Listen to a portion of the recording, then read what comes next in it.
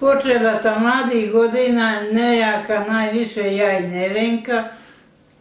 I gdje je go bilo, išle smo lancat klađe, potezale, mučile se da bi kupile komad robe i da bi se najeli. Najeli smo oko 1 sat da idemo pomoć i došli bi gore pred prizoru da se mora vidi raditi. I radili smo i pošteno zaradili dnevnicu. I išli smo, kad smo završili, nešto smo ukrcali, kukuruzinu. A kad smo to iz Gabele krenile, onda smo pod most prošla i spravila Danica pokojna Marindu, dinstala, sada prvi put pomidora i šnice u saft. I ja govorim, sad se može, i ja potegla na leđa u riku ispod mosta.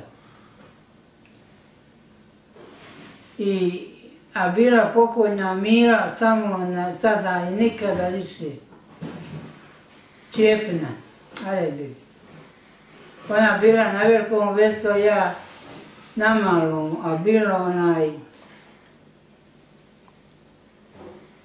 škara bija krivi i vjesto bilo krivo. Iskočilo i ja u riku na leđe, najela se u riku na leđe. Jutila se taban do odlađe, kaže, pava vaše. Bogovu majku niđe, kaže, ko per je pao na ovo. Nije skasla ni kosu. I dođe doma do komina, to skini, ja mi mažam od muški robe, malo svoje, i osuši se. Radili smo dnevnicu, nam je bila 3 dinara. I bilo nam je dobro, nismo znali za bolje, nego to. I išli smo dogori lancajući, odgara smo kako, ili vodili lađu, ako nije bilo maštrala, ili opet lancali. Uglavnom lancana je bila preko ramena.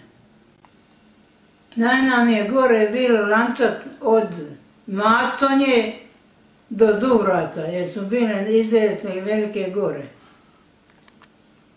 I oni koji bija zadnji, on je uvijek mora ruke ovako držati u zraku da more pribaciti na lancan.